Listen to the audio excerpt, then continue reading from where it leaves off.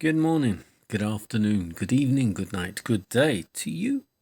That's depending where you are in the world. I'm in London doing a nighttime devotion from the devotional Christ Triumphant. The title today, God's Law Not Given for Israel Only.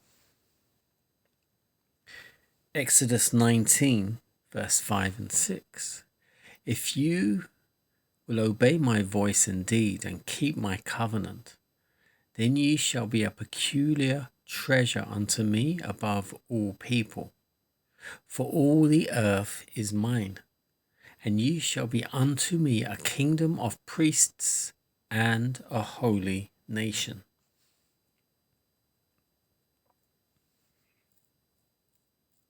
God purposed to make the occasion of speaking his law a scene of awful grandeur, in keeping with its exalted character. Preparations were made according to the command and in obedience to a further injunction.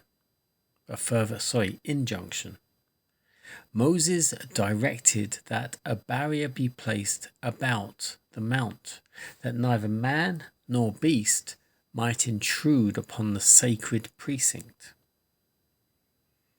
On the morning of the third day, as the eyes of all the people were turned toward the mount, its summit was covered with a thick cloud, which grew more black and dense, sweeping downward until the entire mountain was wrapped in darkness and awful mystery. Then a sound as of a trumpet was heard, summoning the people to meet with God.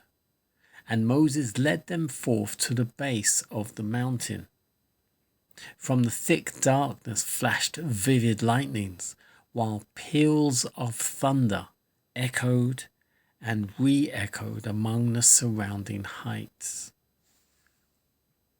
The thunders ceased. The trumpet was no longer heard. The earth was still. There was a period of solemn silence, and then the voice of God was heard, speaking out of the thick darkness that enshrouded him. As he stood upon the mount, surrounded by a retinue of angels, the Lord made known his law. Jehovah revealed himself, not alone in the awful mystery of the judge and lawgiver, but as the compassionate guardian of his people. I am the Lord thy God, which have brought thee out of the land of Egypt, out of the house of bondage. He whom they had already known as their guide and deliverer, who had brought them forth from Egypt, making a way for them through the sea and overthrowing Pharaoh and his hosts, who had thus shown himself to be above all the gods of Egypt. He it was who now spoke his law. The law was not spoken at this time exclusively for the benefit of the Hebrews. God honored them by making them the guardians and keepers of his law, but it was to be held as a sacred trust for the whole world.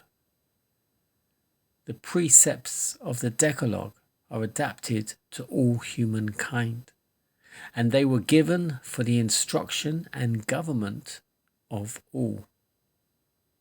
10 precepts, brief, comprehensive, authoritative, cover the duty of human beings to God and to other humans, and all based upon the great fundamental principle of love.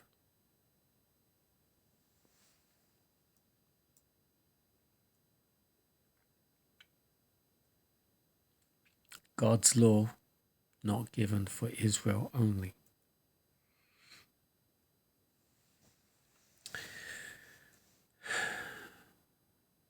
It's amazing, it's incredible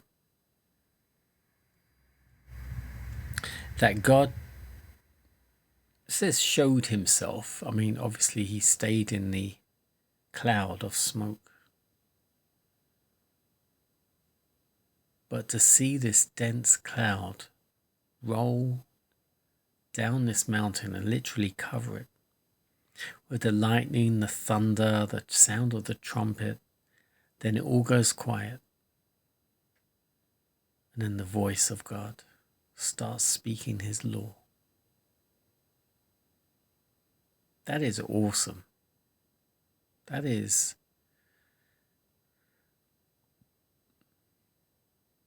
just awesome. Can you imagine being there, seeing this big cloud cover the mountain,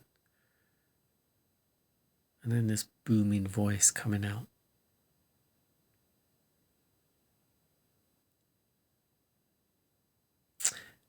And they still disobeyed soon after.